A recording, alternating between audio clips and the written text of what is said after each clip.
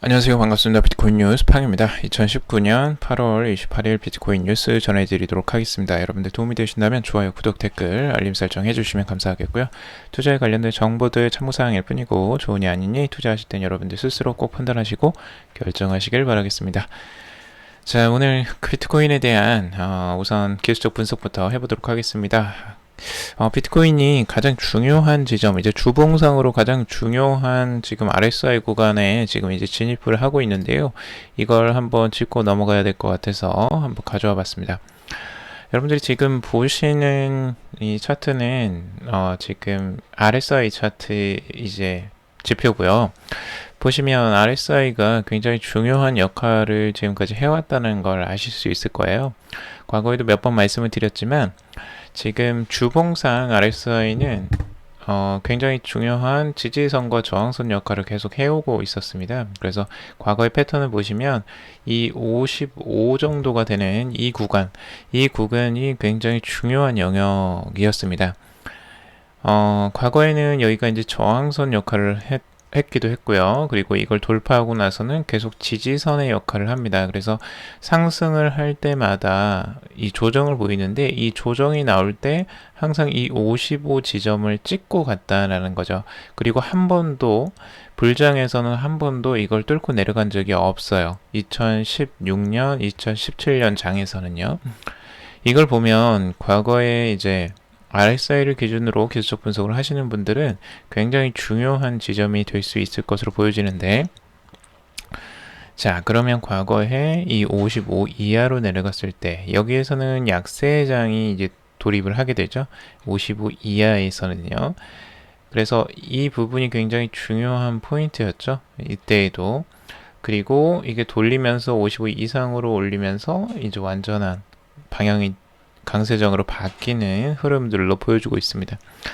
자, 그럼 지금은 어디로 갈 것인가? 결국에는 이 중요한 55 지점을 다시 한번 찍으러 내려오고 있어요. 지금 현재 지금 그 RSI가 59 정도 지금 내려와 있거든요. 그래서 55가 거의 다 이제 다 가는 과정입니다. 그러니까 한번 과거를 패턴을 보자면 여기서 지지를 받았던 그 패턴이 한 번 더 나올 가능성도 충분히 있을 수 있겠죠. 확률상으로는.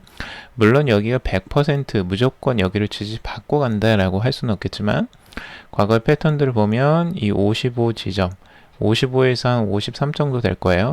이 구간에 굉장히 잘 지지를 받고 가졌기 때문에 여기서도 그럴 가능성들이 충분히 있어 보이죠. 그래서 이런 부분들, 이 지점이 올 가능성들을 염두에 두고 보시면 좋을 것 같고요. 여기서 조정이 나오더라도 이 패턴이 여기까지 조정이 나오는지, 이 가격대를 찍고 다시 한번 반등할 수 있을지를 눈여겨봐야 될 구간에 이제 들어오고 있습니다. 그래서 중요한 지점이 될 수 있겠죠. 가격 흐름은 지금까지 안정적으로 흘러가고 있고 크게 내리지도 올라가지도 않은 보합세를 유지하고 있습니다. 그래서 안정적으로 가고 있고 지금 이 분석가는 위쪽으로 이제 상승할 것을 염두에 두고 여기서 횡보를 잠깐 보이다가 여기에서 다시 한번 올라가는 형태, 이 형태가 나올 것으로 보고 있습니다.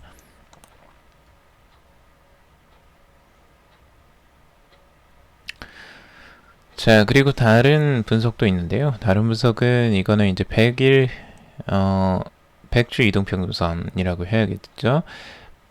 이 주봉상으로 봤을 때 이 100 이동평균선을 그어놓고 여기에서 과거에 상승을 한번 했다가 이 하락을 할 때 여기를 지지받았다는 거죠.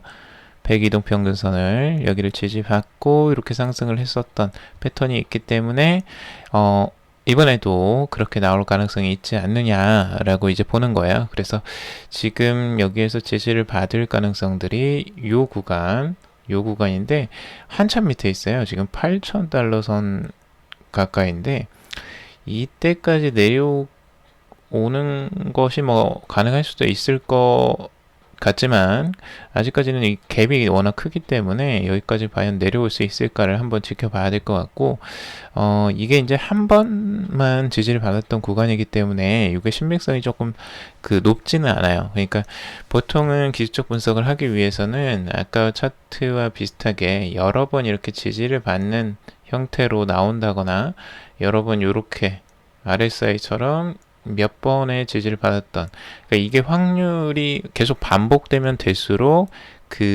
수치가 높아질 수밖에 없겠죠. 그래서 그런 형태의 확률이 좋은데 요거는 한 번 정도 나왔던 것이기 때문에 아직까지 그렇게 크게 신빙성이 있어 보이진 않았습니다. 자, 그리고 이 크립토 미셸의 이제 분석인데요. 지금 단기적인 비트코인의 가격 전망 봤을 때 비트코인은 지금 48시간 이내에 방향을 이제 결정할 것이다 라고 전망을 하고 있습니다. 지금 가격이 수렴하는 과정들을 겪고 있죠. 그래서 가격이 계속 모아져 가는 과정, 이렇게 모아져 가고 결국에는 모아지면 결국에는 확산이 됩니다. 이게 자연스러운 현상이고요. 언제나 발생했던 현상이기 때문에 여러분들도 여기서 이제 주목해야 될 48시간 한 이틀 정도 되겠죠. 그래서 한 이틀 정도 후에 이게 방향을 바꿀 것이다 라고 이제 보고 있는데, 이걸 이제 차트를 어떻게 그리느냐에 따라서 조금 달라지긴 할 것 같아요. 이분은 좀 짧게 잡아서 이 안에서 움직이는 형태, 그리고 여기서 방향이 결정되는 형태를 지금 보고 있는 겁니다.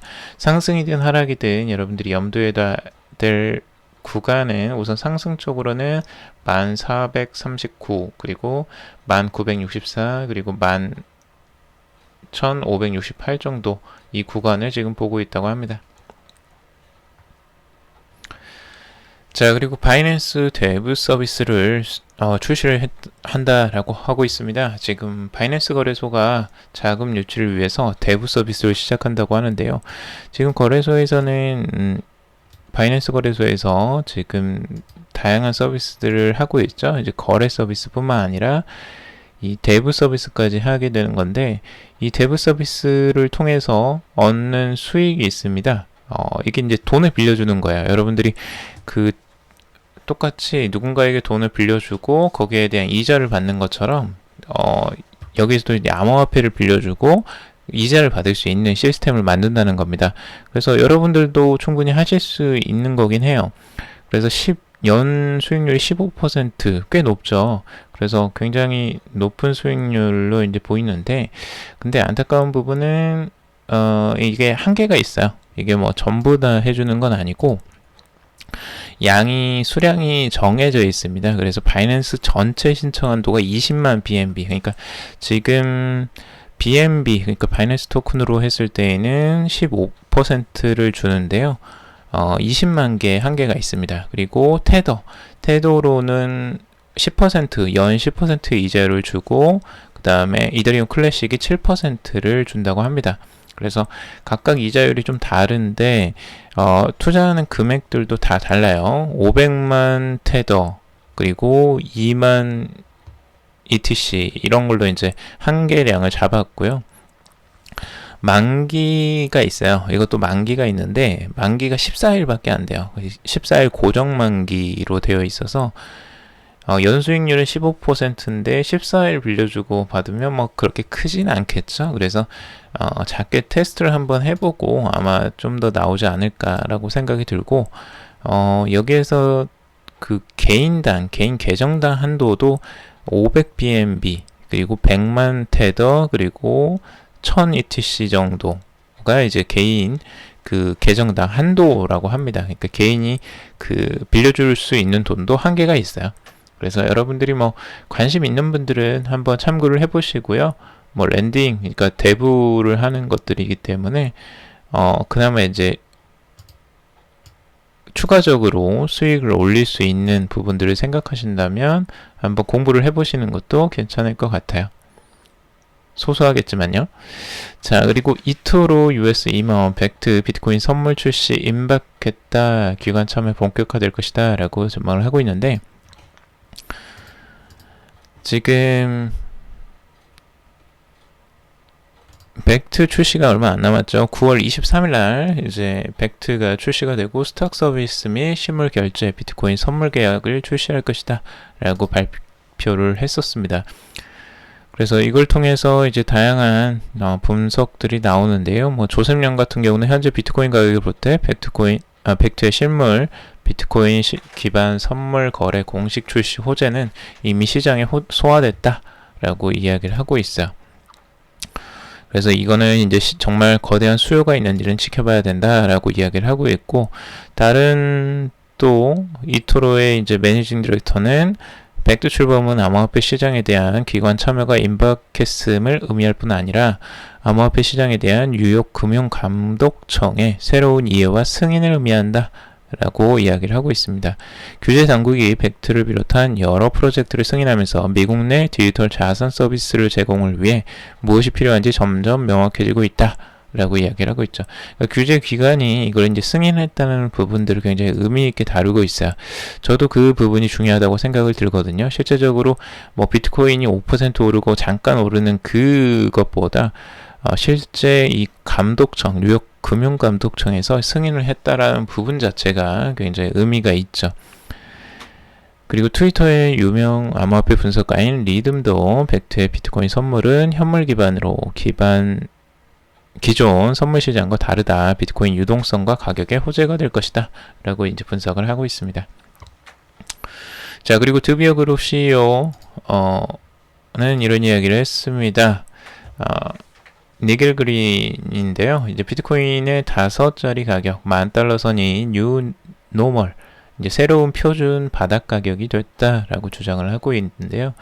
이 비트코인과 같은 암호화폐가 돈의 미래라는 글로벌 인식이 증가하고 있고, 이 같은 인식이 비트코인 가격에 반영되면서 $10,000가 새로운 바닥 가격이 형성이 되고 있다라고 이야기를 하고 있습니다. 그래서 이제 $10,000 선이 이제 그 기반 중요한 그냥 뉴 노멀이 됐다라고 이야기를 하고 있는 거죠. 자, 그리고 홍콩에서 지금 홍콩 백화점에서 비트코인과 이더리움, 라이트코인을 받는다고 합니다.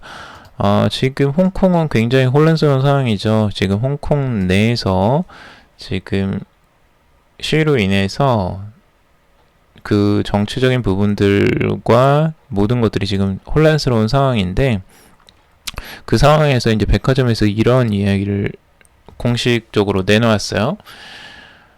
공식 페이스북을 통해서 이제 프라이스라이트라는 이제 그 백화점인데요. 여기에 메가박스 내 매장에서 비트코인, 이더리움, 라이트코인 결제를 허용한다라고 이렇게 공식적으로 올려놨습니다. 그래서 이 뉴 리테일 컨셉트 스토어로 이제 새롭게 오픈한다고 해요. 그래서 메가박스의 새로운 이런 형태의 그 매장을 오픈하면서 여기에서 그 매장 금전 등록기에서 실시간으로 홍콩 달러로 전환이 되게 만들었대요. 그러니까 암호화폐 지불을 하면 그 매장에서 자동으로 전환을 하게 만드는 거예요. 그래서 라이트닝 네트워크를 지원하는 암호화폐 지갑을 소지한 고객들은 불과 수초 내에 트랜잭션 완료가 가능하다 라고 이야기를 하고 있어요. 그러니까 이게 직접 백화점에서도 쓸 수 있게 만들었다는 건 굉장히 획기적이죠. 그래서 이런 부분을 앞으로 이제 그 홍콩 시위 때문에 이게 연관성이 있는지는 확실하지는 않지만, 그 홍콩에서의 암호화폐 수용이 증가하는 추세라는 거 이제 분명해 보인다라고 이야기를 하고 있습니다.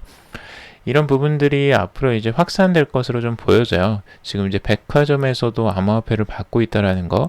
그러니까 기존의 백화점은 그래도 가장 유통업체에서 그 보수적인 그 유통업체잖아요. 근데 그 업체도 이제는 암호화폐를 받는다. 굉장히 의미가 있는 거고, 암호화폐가 그만큼 많이 확산이 되어 갈 것으로 전망이 되어오고 있죠. 국내 유통사들도 이제 차츰 이런 부분들을 수용하게 되지 않을까 개인적으로 생각을 해봅니다. 자, 그리고 GS 홈쇼핑, 알리바바 클라우드도 클레이튼 거버넌스 카운슬에 합류할 듯 이제 9월에 2차 발표를 한다고 하는데요.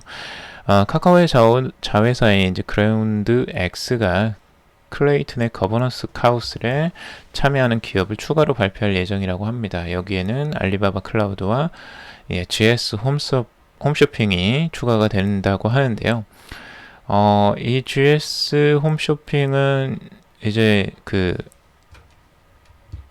여러분들 홈쇼핑 업체로 이제 굉장히 유명하죠. 실제 판매되는 부분들이 아무래도 이제 유통하는 업체잖아요. 이 GS 홈쇼핑은 대기업의 계열사고, 그렇기 때문에 아무래도 영향력이 꽤 있어 보일 것 같은데, 왜 이제 이런 업체들이 참여를 할까 하는 거죠. 결국에는 이런 업체들도 지금 블록체인과 지금 암호화폐 관련된 부분들이 굉장히 유용하게 사용될 것으로 이제 생각을 하는 거예요. 그래서 지금 이제 클라우드 업체인 알리바바 클라우드와 그리고 GS 홈쇼핑까지도 여기에 이제 참여를 결정하는 것으로 보여지고, 지금 이 클레이튼에 들어간 업체들이 꽤 탄탄한 업체들이 꽤 있습니다. 여기에는 국내 이제 게임 업체 넷마블, 그리고 펌지, 그리고 펄어비스, 위메이드, 국내 대표 게임 회사들도 들어가 있고요. 네오위즈 홀딩스 투자 계열사인 이제 네오플라이도 참여를 하고 있습니다. 그리고 아시아의 부동산 및 이제 투자 사업을 진행하는 업체들도 들어가 있고요. 여기에 추가적으로 LG그룹 계열사도 들어가 있어요. LG전자, LG상사, LG유플러스도 여기에 참여를 하고 있죠. 생각보다 굉장히 탄탄한 기업들이 많이 들어가 있습니다. 물론 카카오의 업체들도 들어가 있고요. 그래서 이 클레이튼이 굉장히 이 세력을 확산하는데 지금 단단하게 해나가는 것 같고요. 이면에 또 다른 것들, 아까 페이스북의 리브라 소식도 뒤에서 한번 자세히 전달해 드리도록 할게요. 스위스 두 곳의 암호화폐 전문은행 및 증권 라이센스 발급이라고 하고 있는데, 스위스에서 지금 암호화폐 전문은행의 라이센스를 발급했다라는 소식입니다. 두 곳인데요. 이제 세바크립토하고 시그넘이라는 이 두 곳을 지금 은행으로 라이센스를 발급을 했다라고 합니다. 실제 이제 스위스는 최근에 자금 세탁 방지 지침을 발표하면서 이런 규제에 대한 부분도 강화를 하고 있지만, 동시에 라이센스 발급도 같이 이루어지고 있어요. 굉장히 획기적이죠. 그래서 스위스는 정말 앞서간다라는 느낌이 확 들어요. 이런 기사만 보더라도. 그래서 스위스 전역에서 디지털 자산의 중심의 은행이 두 곳이 생긴 건데요. 이 은행들은 실제 암호화폐 자산을 이제 수탁하게 되고요. 발행하고 그리고 저장하고 거래하고 관리할 곳으로 이제 보여집니다. 실제 디지털 자산을 하나의 이제 계정으로서 가져갈 수가 있는 거고, 은행에서 전문적으로 이제 처리를 하게 된다는 겁니다. 굉장히 획기적이죠. 우리나라 은행에서 이걸 한다는 건 정말 상상이 안 가잖아요, 지금 현재에는. 근데 이게 스위스에서 지금 일어나고 있다라는 겁니다. 암호화폐 자체를 이제 관리하고 이것들을 거래할 수 있게, 시민들이 거래할 수 있는 시스템을 은행에서 만들었다. 굉장히 앞서가는 은행인 것 같습니다. 그래서 이런 부분들이 전 세계적으로 확산되어 갈 가능성도 충분히 있어 보여요. 지금도 은행에서 금융기관들이 지금 수탁 서비스나 이런 것들을 지금 준비를 하는 미국의 기업들도 많이 있거든요. 그래서 그런 부분들이 앞으로 기대가 됩니다. 자, 그리고 이더리움 재단 네트워크 개발에 30억 지원한다라고 하는데요. 이더리움 재단이 지금 이더리움 2.0 개발을 굉장히 박차를 가하고 있습니다. 그래서 최근에 2.0 0단계 내년 1월 3일에 이제 출시할 예정인데요. 여기는 샤딩이라는 것과 캐스퍼를 도입하고요. 작업 증명에서 이제 지분 증명으로 합의 알고리즘을 전환해서 블록체인의 효율성을 높일 것으로 기대를 받고 있습니다. 근데 여기에 대한 이제 기술 개발이 워낙 할 것들이 많기 때문에 이게 이제 완전한 기업이 아니잖아요. 이더리움 재단이잖아요. 그래서 아무래도 이제 체계적인 부분이나 이런 부분이 조금은 다른 기업들보다는 떨어질 수도 있을 것 같아요. 여기는 좀 탈중앙화된 그런 개발들을 좀 하고 있기 때문에 네트워크 개발에 이제 분산해서 계속 투자를 하고 있고, 그런 투자들을 적극적으로 지금 해 나갈 것으로 보여집니다. 물론 이더리움 재단이 돈이 많이 있겠죠. 지금 이더리움이 그래도 꽤 있을 테니까요. 그래서 네트워크 개발에 계속 그 신경을 쓰고 투자를 할 것으로 보여지고, 이더리움은 뭐 무난하게 내년에 2.0 버전이 제대로만 출현을 한다면 좋은 또 결과가 나오지 않을까 개인적으로 생각을 해봤는데, 물론 변수들이 있을 수도 있고 거기에 대한 우려도 있을 수 있으니까 그런 부분들을 한번 그 고려를 하시면서 이더리움도 한번 보시면 좋을 것 같습니다. 자, 그리고 리브라 협회사들 당국 규제 압박에 탈퇴를 고려 중이다라고 하고 있습니다. 지금 국내 그 크레이튼하고 조금 다른 양상을 보여주고 있죠. 리브라 협회는 이제 최근에 그 만들어진 것 같고, 이게 이제 장기적으로 좀 그 준비가 되어 있지 않은 좀 삐그덕거리는 느낌이 많이 듭니다. 지금 안에서 리브라 협회사들은 굉장히 많이 모아놨는데 거기에도 굵직굵직한 업체들이 굉장히 많이 들어가 있어요. 뭐 비자, 마스터, 이베이 뭐 이런 업체들, 우버 이런 업체들이 다 들어가 있는데, 실질적으로 이런 끈끈함이나 아까 그런 탄탄함이 많이 부족해 보인다. 그러니까 시간을 두고 차근차근 해놓은 게 아니라 갑자기 막 사인만 받아가지고 한 듯한 좀 느낌이 좀 들어요. 그런 느낌이 왜 드냐면, 리브라에 이제 참석했던 비자의 최고 경영자 알프레드 켈리가 인터뷰를 하면서 이런 이야기를 했는데요. 리브라에 참여한다는 구속력이 없는 의향서에 서명했다.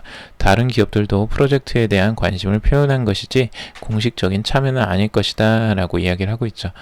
지금 이제 규제 당국에서 규제를 이야기를 하고 멈춰라 이러는 이야기가 나오니까 한 발 물러서는 느낌이죠. 그래서 아직까지 그렇게 너무 공격적으로 좀 페이스북이 태세를 취했던 게 아닐까라는 개인적인 생각이 드는데, 아무래도 체계적인 준비가 좀 필요해 보입니다. 리브라 협회사들하고 좀 그 계약적인 사항들도 탄탄하게 해야 될 부분이 많고, 앞으로 협력해야 될 부분이 더 많을 것 같은데, 이렇게 불협화음이 계속 처음부터 나온다는 건 좀 시간이 굉장히 오래 걸릴 것 같은 느낌도 들어요.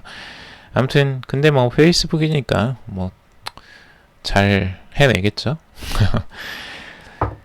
자, 우선은 여기까지 오늘 정리를 해봤습니다. 여러분들 도움이 되셨길 바라고요. 도움이 되셨다면 좋아요, 구독, 댓글, 알림 설정 해주시면 감사하겠습니다. 투자에 관련된 정보들 참고사항일 뿐이니 투자할 때 여러분들 스스로 꼭 판단하시고 결정하시길 바라겠습니다. 오늘도 들어주셔서 정말 감사합니다.